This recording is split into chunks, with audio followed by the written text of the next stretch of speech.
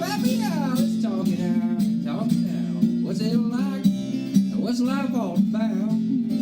Oh, Pappy, say your piece. Laugh at yourself. Slap your knee. Pull up a chair. It's time for Pappy. Happy Hour. Your hosts, Lucas Buddy and Eric Thompson. Ready for that riff? Hey everyone, we're improving the studio, the video, the audio so we can keep showing up to give you a great show every week. Thank you so much for your support. The GoFundMe link is live in the show notes. And guess what? Here we go. All right, Tom Stratton today, guys. Stratton. This is my biological sister's husband. Great conversation. And one of the things that I loved listening to Tom say was how proud he feels watching his kids surpass many of the things that he either knows something about, but I love his self-confidence too with saying that there are some things that they will never do as great. He didn't say it like that, but you guys will hear it. But that our children that hope for our kids to be better in some ways than us. So it really enjoy this conversation with Tom Stratton. It's lovely. It's a good one. Yep. Thank you. Cheers. Cheers. What? Oh, yeah. Brown chicken, brown cow. Oh, Tom Stratton's calling. Tommy. There it is. Tommy. How's it going? Hey, you get my very exciting speakerphone audio. Awesome. Anything that plugs into my phone that has a mic on it. Would it be uncomfortable for you just to talk to without the speaker? Just if you hold the phone. Let's see what that audio is. Are you going to talk to me for more than 10 minutes? Yes.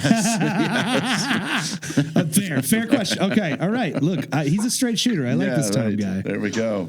Yeah. I think that's great. 7 years ago, our forefathers. You got it. This is great. I don't know what it was. This is great. Tom, I know you and Eric have known each other for a long time. You guys are family, right? So now we have 3 years. We've known each other for 2 years. Yeah. So okay. It's a long time. Boy, we're older than that. So yeah. Tell us about what makes you a dad. Tell us about your kids a little bit. Hang on a second. I'm just adjusting my chair. I was all okay. I got to start over again. Okay. Man, that chair was now I'm making some noise. Sound like a plane flying. It was. Yeah, I got the electric desk that goes up and down. Oh, man. Stock market. Yeah.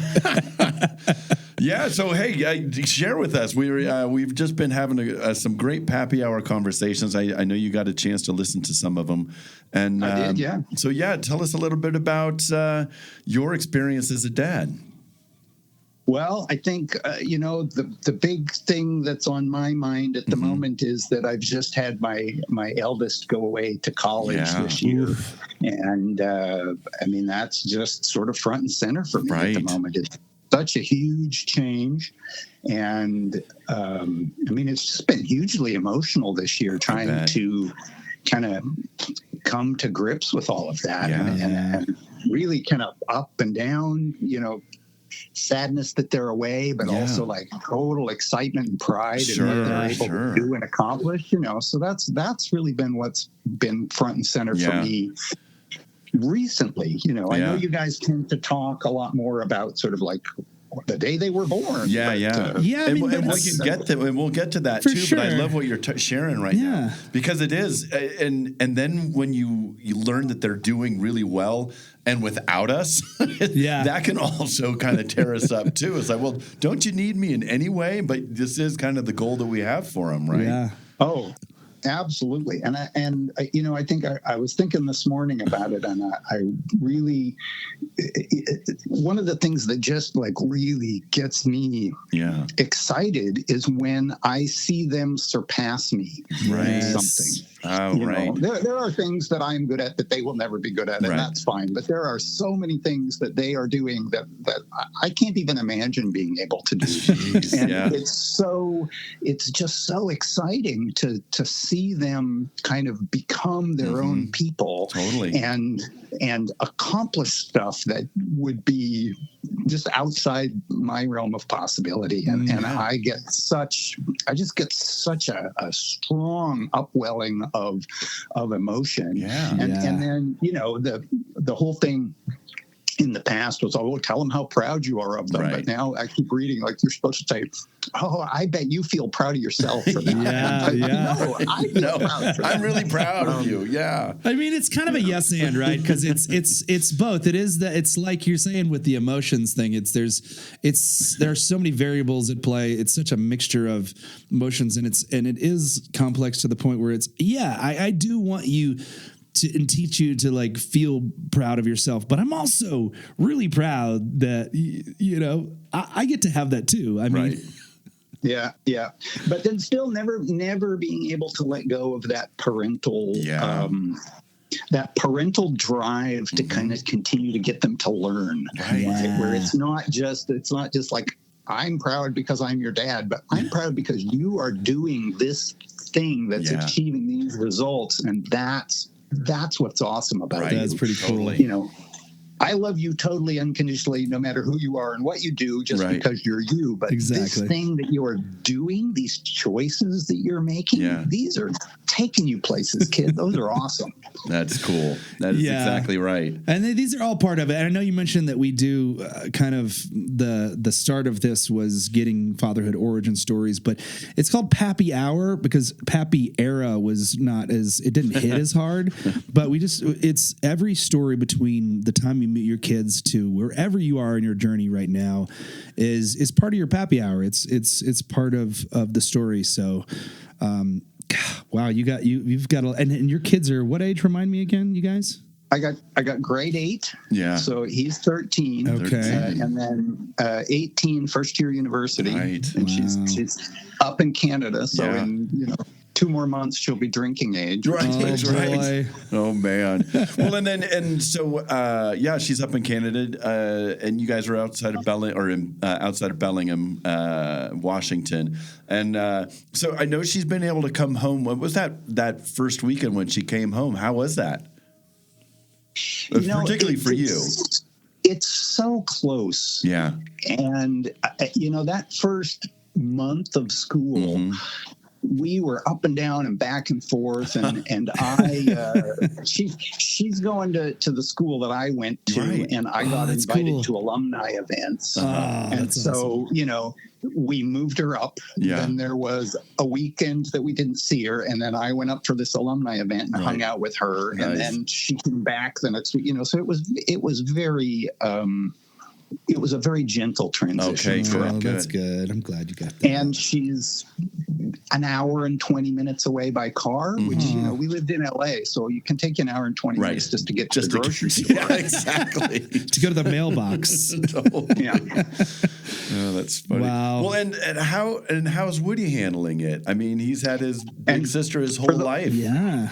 Now he's got to run to the roost. For those of you who are not in on it, Woody is my 13-year-old son, and Hattie is my daughter. I think it's been really hard on him in many ways because he, when they were little, they shared a bedroom until he was about 5 or so, maybe 4, maybe 6, somewhere in around there.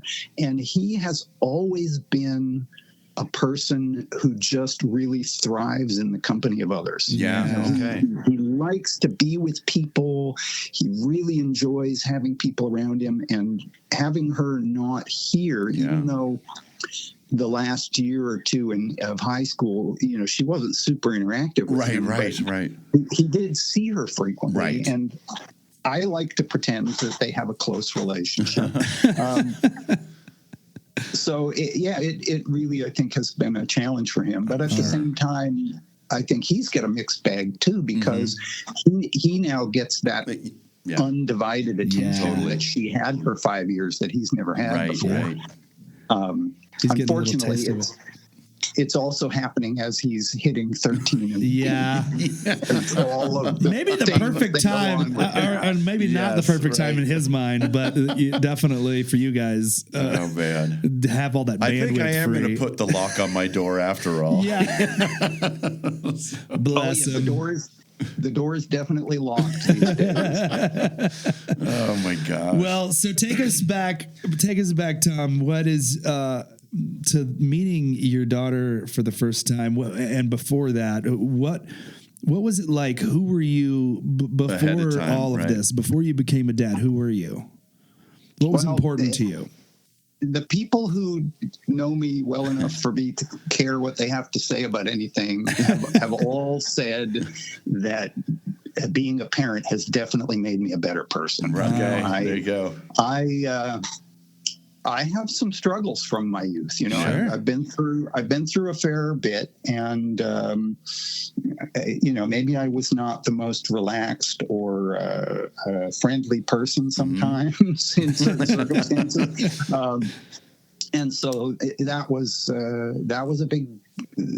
There was a big kind of shift in me in those early years of my daughter's life. Yeah. And I think going into the whole experience of my wife's pregnancy and the birth, you know, I was educated as an engineer. I'm a kind of a very sort of straightforward guy. So I went into it with like, give me all the manuals, let me read all the stuff, and let me know exactly what's going on. And I think that helped a lot, but it also kind of works against you because a lot of what you learn is all of the things that can go wrong. Yeah. Thanks. We started in reading the books and going to the classes, and I was like, babe, you sure you want to do this? A lot of stuff can mess up.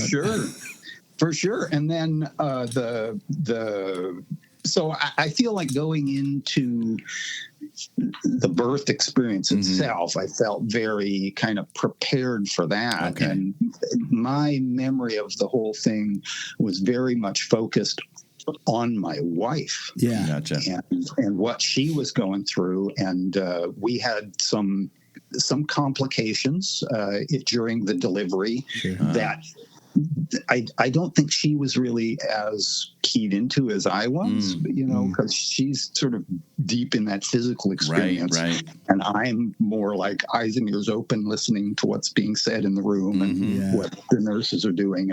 But it was a long labor, and there was some challenges with the delivery. And when Hattie was born, they kind of immediately took her away to special observation or something crazy like that. And so, you know, I just remember kind of the experience of the delivery, which is eye-opening.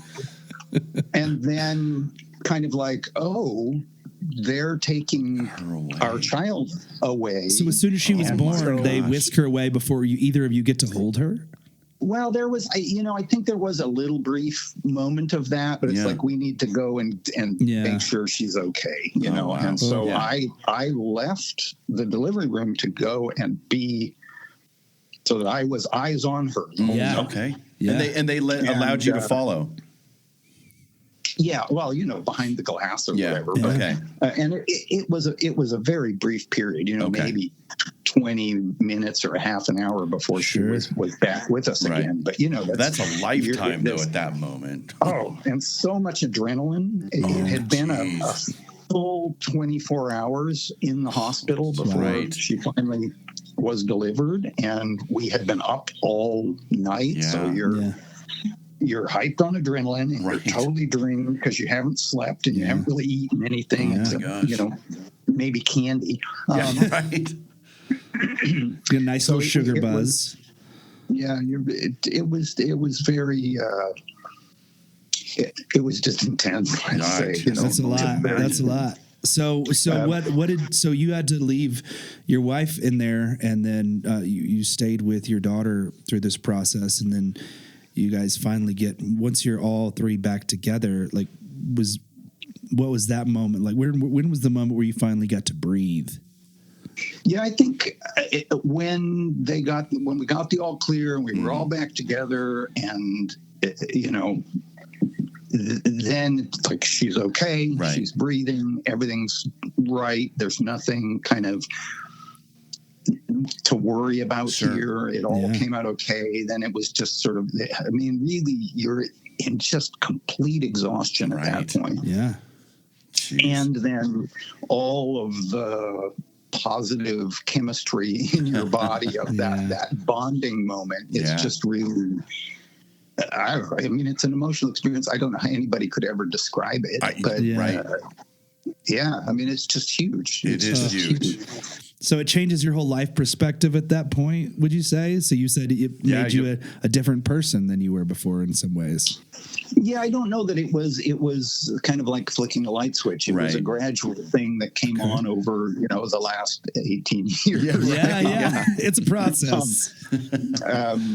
But yeah, I mean, you do go from this family thinking that's centered around you and your wife to this family thinking that's kind of the circle gets a little bit bigger, and then the vulnerability of an infant is just the feeling of responsibility and the need to care for that is crazy. And then when my daughter was born, we were living in a loft where the only room with a door that closed was the bathroom. Thank goodness for that. She cried a lot through the night sometimes. I have memories of being on one of those big bouncy exercise balls. Totally. In the bathtub. With the door closed, trying to let your wife get some sleep at 3 a.m. and just kind of sitting there and bouncing up and down and trying not to fall asleep and drop the baby. She just cried. And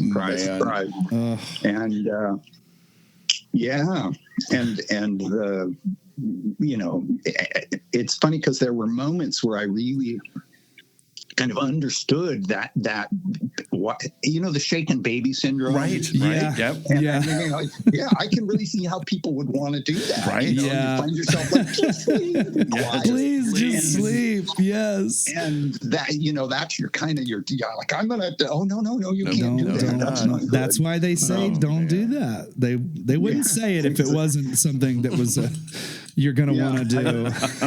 How could you ever want to shake a baby, says someone without a baby. Yeah, absolutely. Oh my gosh. But I can remember that so much with Nathan too. It was just, he was such a lousy sleeper, and it was just every hour and a half he's up and you're just on the bouncy ball or a rocking chair trying to do some sort of soothe. Yeah.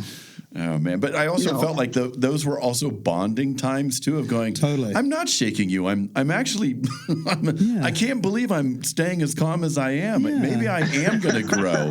Maybe I am growing. Look at me growing. Good. Yeah, exactly. Yeah. Oh, wow. So go ahead. Yeah. I was going to say, I tried so hard to be super dad. I tried to be the one who was up in the middle of the night, and because I can't imagine what women go through. Like, I just am so impressed by their ability to do that. No doubt. Yeah. And not go completely crazy. Yeah. Totally. Yeah. The amount of times I look at my wife and I'm like, how are you not losing it right now? Like, I want to lose it. Yeah. Absolutely. And she's like, all right, well, just go downstairs, please. Wow, yeah. So you're playing super dad. You're bouncing on the ball in the middle of the night, not getting any sleep. So what was there a moment where you? I got to stop being super dad. Yeah, where you were like, all right, maybe I could ask for a little help here. I don't think I've given that up yet. Yeah, I think I'm still living in that. Yeah. I love what else. I was just going to say, Tom, I love how committed you are. I love watching you interact with the kids. It is so cool. You guys got to come out and go skiing, and I loved listening to the conversations because, I only get just meeting you guys for the first time in our lives, and it was it was super impressive, and I just loved it. So, yes, I do think you are still super dad in it for sure. Well. On my good days, I feel like I'm the best dad in the world. But on most days, I feel like, how the heck is anybody letting me be responsible for another person? Is no one going to stop me? It's like that feeling of taking your kid in the car for the first time. It's like, no one's going to go with us. Right. And, Well, like, what was it like when you and Sadie Yeah. left the hospital? I remember Kristen's going, are they really just going to let us walk out of here? They just took my word that the seat was installed correctly. Right. I was like, "You're not okay. Here we go."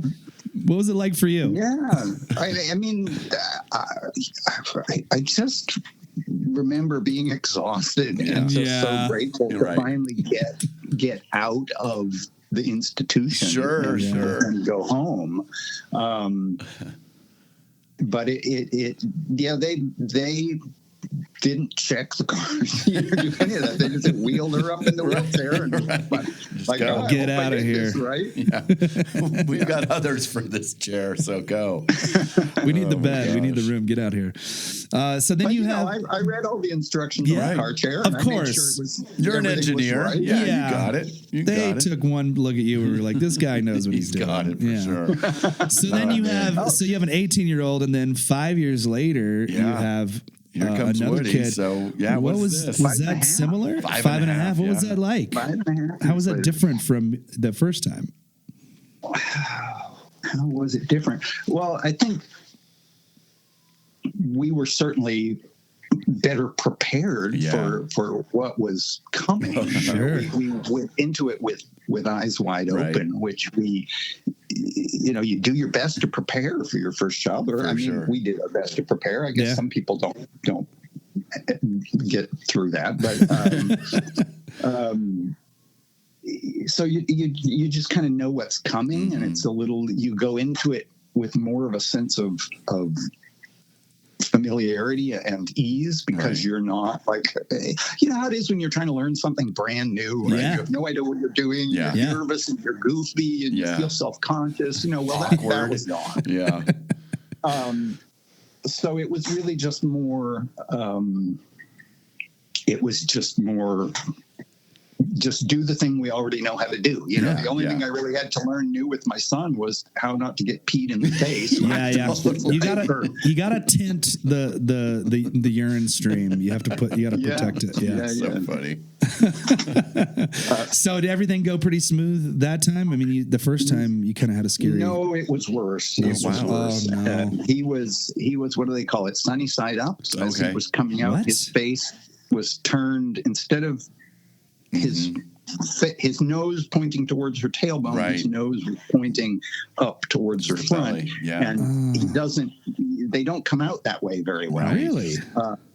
And so it was very, it was also a fraught delivery, probably Jeez. more so than with my daughter. Yeah. Both of the kids came out, kind of suctioned out Uh-huh. off of their heads with Yeah. this suction device. And I can't remember with my son whether they actually had to put like the little screw in his skull to pull him out, or wow. they just suctioned Oh, him my out. But gosh. That's a thing they do. yeah, Oh, my they're having a gosh. hard time coming out. You know what? I'm not a doctor, and I may be totally misremembering this Right. because it was 13 years ago, Sure, and I'm sure. now. But I understand that once the baby is sort of far enough down in the birth canal, Yeah. they can't really easily do a C-section. Right. Wow. And so if they can't suck the baby out with the suction cup Right. thing, they put a little wire into the skull and use Wow. that to pull. Wow. Cow. So, of course we're going to get comments and you're a complete idiot, but that's what No, you're good. No, My sister is a labor and delivery nurse. She'll help us figure this out. She'll But sort us out. She'll tell us, that guy's an idiot. Yeah. he's like, he doesn't know what he's talking about. He sounds like a dad. Either way, if that's interesting. Okay, That so is they amazing. have a little time getting this kid out. Sunny side up. I've never heard of gosh. before.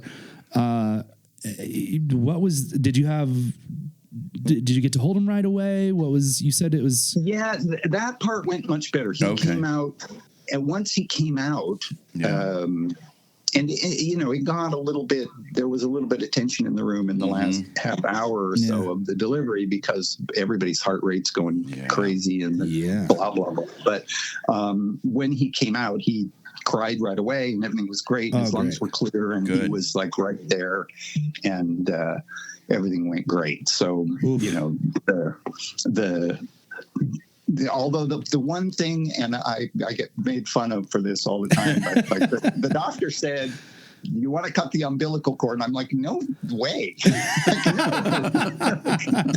No, absolutely not. And the doctor would not let me get away with that. Oh, no way. Oh, no, the doctor made you cut? He handed me the scissors and said, I'm not doing it. So, I mean, listen, either you're cutting the cord or this kid's going to be attached forever. Exactly. Oh my gosh, that's so funny. Wow. Well, and how did it feel once you did cut it? I was surprised that I didn't. Yes, it was gross. I didn't like it. Yeah. I was surprised that I didn't mind doing it. I was like, wow, this I just did this, because normally I would either faint or throw up, I would think, but I did it. I've heard it described as calamari. Yeah. Like, oh, jeez. Sorry. I'm just saying. That's what I've heard. Just the physical sensation of cutting with those weird scissors through like living flesh. I was like, no, somebody's going to feel pain on this. Yeah, no doubt. I don't want to do that. I'm not bringing more. At least they didn't ask you to perform the circumcision. Right. Yeah, so. That's it. Oh, that's so funny.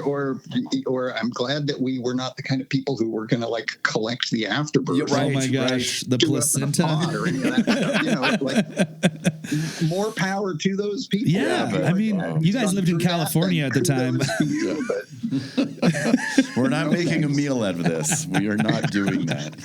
Wow. Oh my gosh. So you got teenagers, man. How is that going for you guys right now? I gotta say, I feel like I am the luckiest parent around. Both of my kids are just awesome people. They are awesome people. And I've still got the real struggles of teenagerdom coming with my son. Sure. But, the only thing really with my daughter through her teenage years was in 2020 we moved from Los Angeles up to a tiny school district that's about 50% farmland. Right. And she had a huge degree of culture shock and just was not really feeling super excited about kind of her social situation in high school. Yeah. And so there was a lot of challenges with that. And I felt very sad for her and responsible for having, moved the family and put her through all of that. And so there was some challenges kind of inwardly for me as she went through those difficulties. I think the happy ending is that, she's now gone off to university, and where she kind of struggled to find her tribe at high school, she is like the social dynamic queen at university. And there's people everywhere. Well, she'll just be walking between classes and she'll FaceTime us randomly, when she's in the mood. And as she's walking from place to place on campus, she'll stop like every 20 seconds. Oh, hi. Oh, yeah. Oh, I'm just talking to my dad. Oh, yeah. Oh, hi. And she seems to know everybody. And every evening is some social thing with people that she really loves. And her big stress at the moment is that next year she has too many people who want to get a house with her, and she doesn't know how to kind of deal with that. Gosh, the struggles of being so popular. But it is true, and because you don't know what they're like to live with, and you're going, okay, well, maybe. No, it really is. Yes, but I say that jokingly, but it is a bad roommate can set you back a little bit. Man. Yeah. Well, and it is. You have to do that now. I remember when the boys were in school and having to figure out, oh gosh, next year we got to start thinking about it in October, not in May. It's odd. Oh man. Well, I'm glad she's having a great time up there. That is cool. Yeah, it's really wonderful to see the transition from a very small group of friends that got her through to sort of a really thriving social community that seems to be really feeding her. So then with my son, actually, before I jump on, with my daughter, the teenage years were not so bad. It was like 8, 9, 10. when she would, like scream, "I hate you, I hate you, I hate you," So that's if you're not a parent yet and you're listening to this, like, get ready for that, because it's coming. It does happen. And it's gone now, so that's great. Right. I get nothing but love. That's so cool. I can remember Nathan being so upset with me one day. He went out and keyed my car. What? He totally keyed it. I'm just like, oh, son. So I remember, and I was like, I did not freak out. I was just like, huge. Oh my gosh.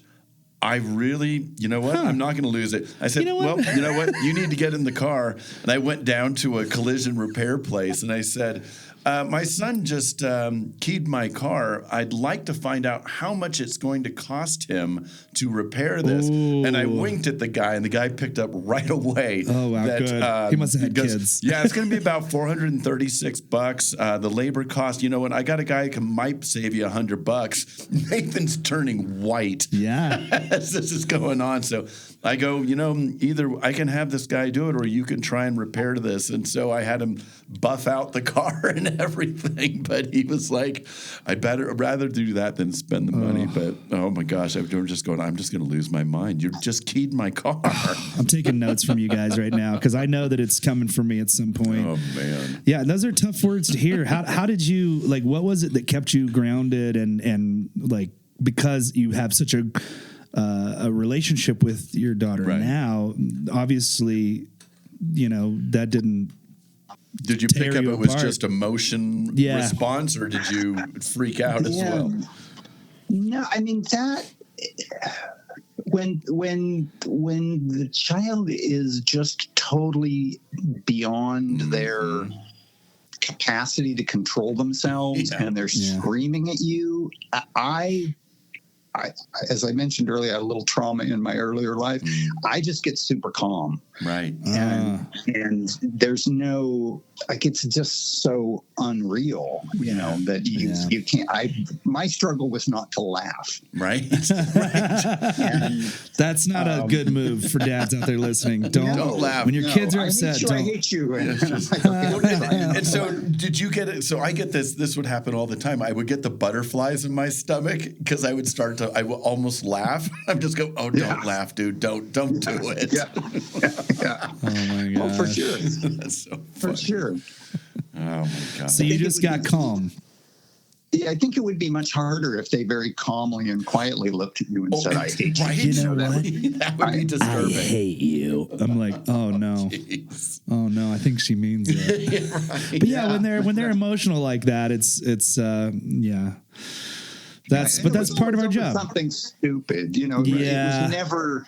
It was never realistic. It was always like, you won't let me go to this birthday party, or you won't let me stay up another hour, or something dumb like that. And I have a very emotional family. Yeah. So, I mean, I was the emotional kid growing up. I was that kid who would scream, "I hate you." So I feel empathy for that. Oh my gosh. Tom, so you have these two kids, and is there anything you said, we don't have to go into anything that you don't want to go into, but I'm curious how maybe your relationship with your parents or your family played into the choices that you made as a dad, or if they, did you lean into it, lean away from it? What was I don't. Like? It's that's a hard question to answer, because there's definitely things from my relationship with my parents that I want to carry forward into my relationship with my kids. There's also things from my relationship with my parents where I want to be different in some ways. My dad, he was raised by people who immigrated into Canada right from England. So very typically British, stoic, emotionless, and so his whole vibe was really about, doing your duty and showing up for the thing that you're expected to do. And this is what I'm, this is my role. And there's some things about that I really admire, where I do that myself. That's why I was the one that's up in the middle of the night with the kid to let my wife sleep. Yeah. And some of that may be what he would have thought of as his duty. That's not what I think of as my duty, but that whole sense of duty and responsibility is something that is kind of like deeply ingrained in me in every aspect of my life. And I hope that just my behavior in that way is enough to kind of give some of that to my kids. Yeah. And my parents, everybody has their faults and everybody has their good points. For sure. I think even as good as we do with our kids, or that we try to do with our kids, there'll still be some things where I wonder if this is true, that there'll be like, there's some things I did that I love and I'm going to carry and continue. And there's some things that I'm going to change, different. Like you said, it's cool to see them doing better. There's some things that they'll never do the way that you do them, but they'll hopefully take those things and expand on them. Yeah, and you kind of hope that civilization is learning and growing and adapting and changing, and maybe it swings up and down in different directions. Sure, but over the arc of history, we're not murdering our children because they're inconvenient or that's true. Crazy stuff that they did, just like, okay, baby, you go out in the woods. I've got one too many. Right. So, we as a species, I hope, are getting better over time. Right. For sure. And I'm sure there are things that I will have done as a parent that my kids will just think, I am never going to treat my kids like that. But at the moment where we are in the world and with the zeitgeist, the bigger thing is I am never going to have kids. Is what I'm hearing from mine right now. Right. So I felt that way when I was 19. So we'll see what happens. Right. I remember Nathan and Ryan have both stated that, but then Ryan's girlfriend, of course, comes from a very large family, and they started to comment on it again. And then Nathan's kind of like, "Well, we actually did sort of talk about it, so you never know. Maybe I'll have a Grandpappy episode at some point." But but it is amazing that it's just like not doing it because they see how hard it is. Yeah. I think that when we're working at it, I know that the boys picked up on what Kristen and I did, and I think Hattie and Woody definitely have seen how you guys treat them, raise them, and do attend to them. I think it's really great. Well, I got a question back for you guys. Yeah. My wife and we were married for 7 years before we made the decision to have kids, and it was touch or go as to whether we would or wouldn't. Right. Sure.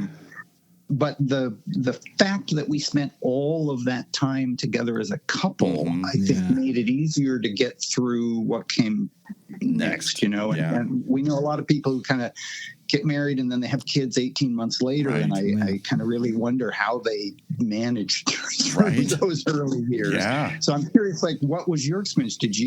Were you married a long time before you had kids? Yeah, Kristen and I, we were married in '96, and Nathan was born in 2002. So we had 5-6 years of going out and knowing each other and being together and going and have experiences, because we're both in the helping field. We're not going to have a lot of money to spend, so let's spend some of it now and go do some fun things. But I think we were really tight. I do definitely think very different parenting styles. That was one of the differences for us. It was I got to rely on Kristen more. She was so much more level-headed, where I was singularly so emotional with things. I could get set off so easy. But a lot of that has changed, and that's kind of just watching her do things and then continuing working in education of learning new little strategies or things to say. But definitely once I started to glom on to how Kristen was doing it, my parenting style definitely improved. Lauren and I think are one of those cases that you're talking about. We got married in 22, and we had Stella in 24. And but we lived a lot of life before that. We were both in our 40s. she had raised her stepson from her late husband since he was like 2 months old, and he was 14 when I met him, and that's when I was like, you know what, I want to be a dad, and she is the coolest person, and obviously I didn't step in and become his dad because no one can take that place, but just being able to kind of have some dad training wheels with this kid helped me understand her parenting style, helped me understand what was important to her. Both of us, being in our 40s, were farther along in our communication styles. We knew what we wanted. We lived a lot. And then when we decided to get married, actually, Lauren was like, I already raised a kid. I don't want, we're not having kids. And I was like, okay. All right, cool. But I guess I did something right because like a year into it, she was like, if I'm going to have a kid, you're not too bad to have a kid with. There you go. So, I don't know. I can't put my finger on exactly what it is. I think a lot of it is communication. I think a lot of it is, as I stated before, I historically have been a pretty emotional human being.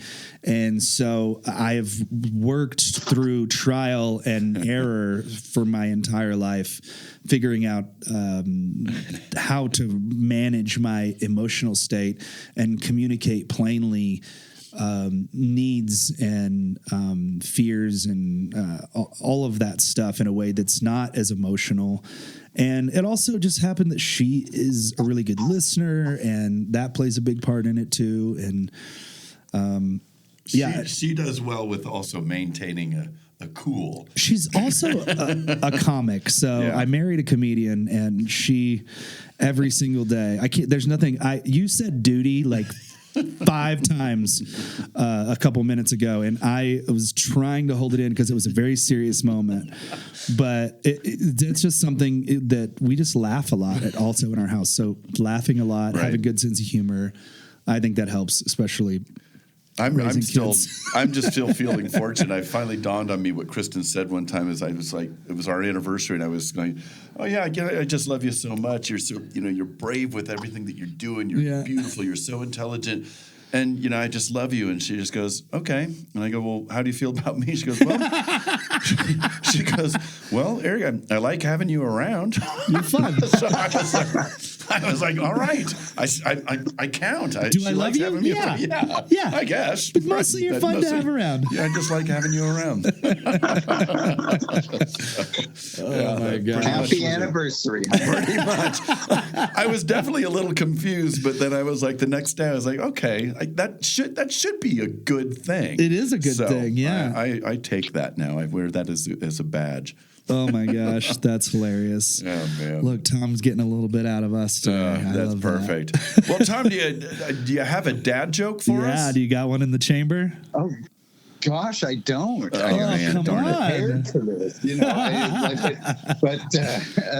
yeah, I just make bad puns all the time, and I can't remember any of them because I'm more of an extemporaneous guy. Right, it's kind of, you got to be in the moment. Who ever remembers a joke? No. Yeah.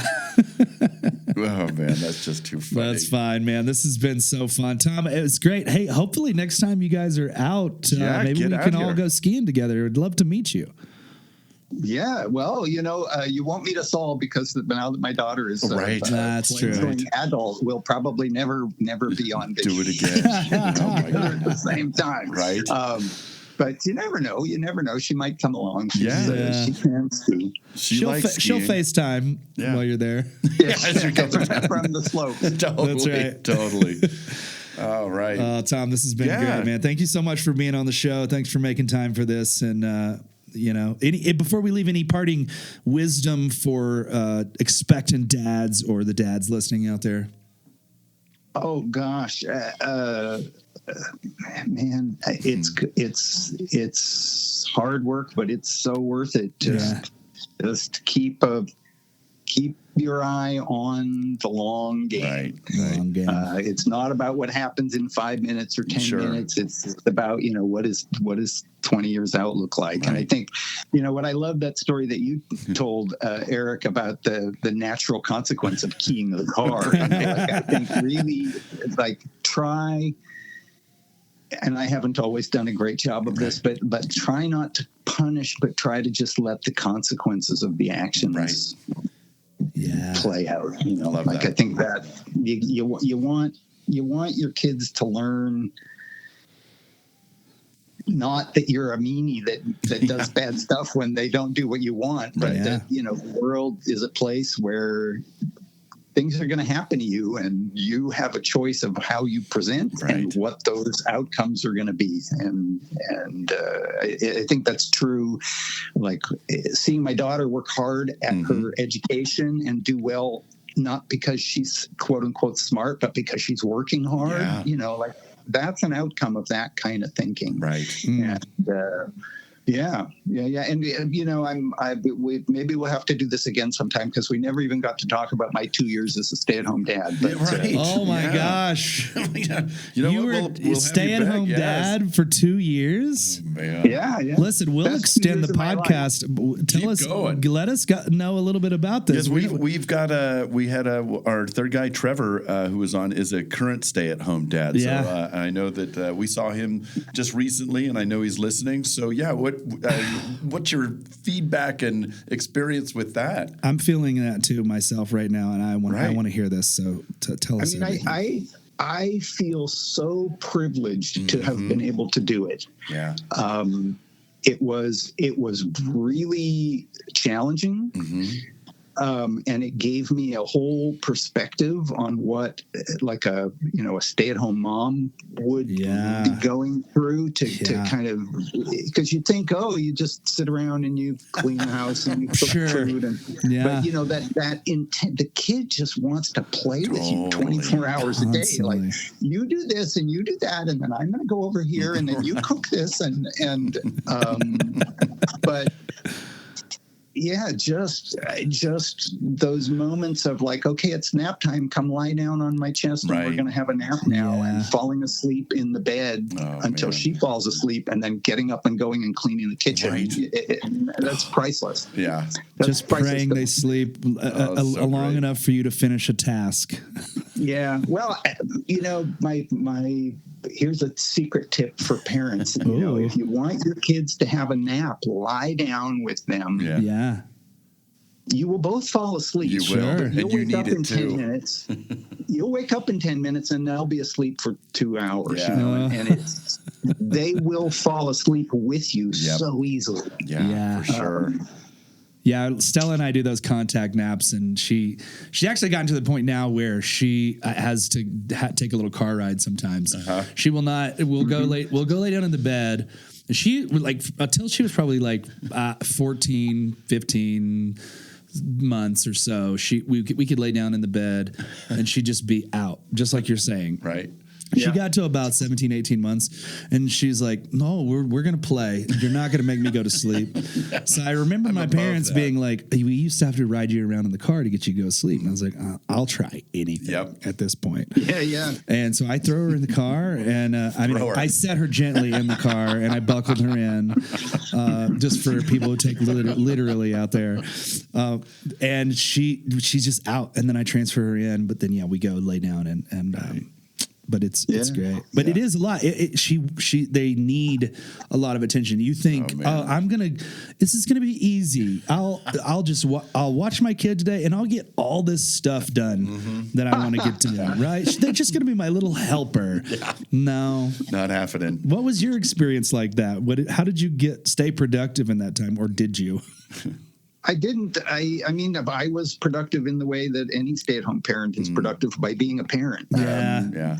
We were very fortunate at the time that my wife was doing well enough in her job that I didn't need to be bringing money in, and it was at a place in the transitions that I had in my career where I was actually saving us more money in childcare than I would have been earning from working. So it just made sense. And I'm also very fortunate in that my wife's work, she's around sometimes. It's not like she doesn't go somewhere from 9 to 5 every day. Right. Some days she's super busy and some days she's around. So it was a chance to not only spend a lot of time with my daughter, but also to be more present as a whole family together. Right. Yeah.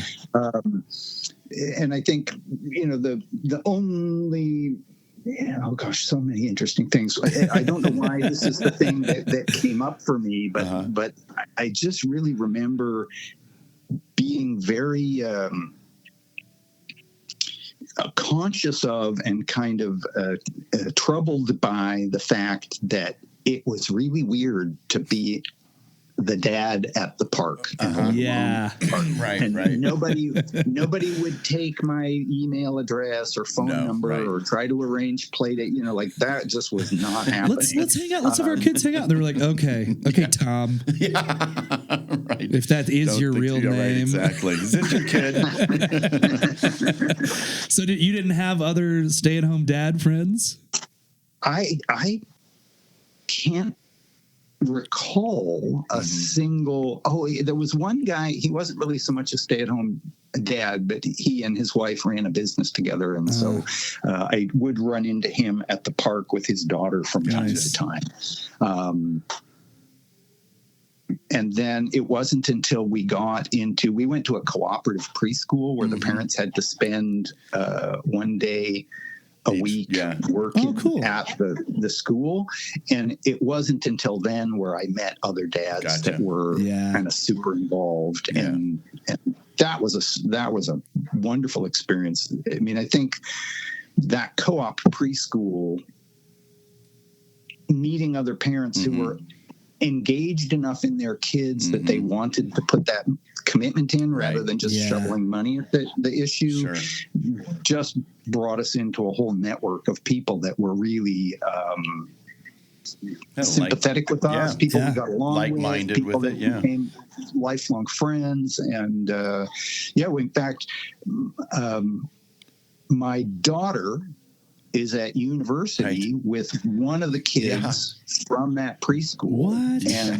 And we're still, and they're, they signed up to try and be roommates. It didn't work out. And I think that's probably a good thing, but they're still close, and she comes down and sees us, and it's just, it's awesome. Yeah. That's really neat.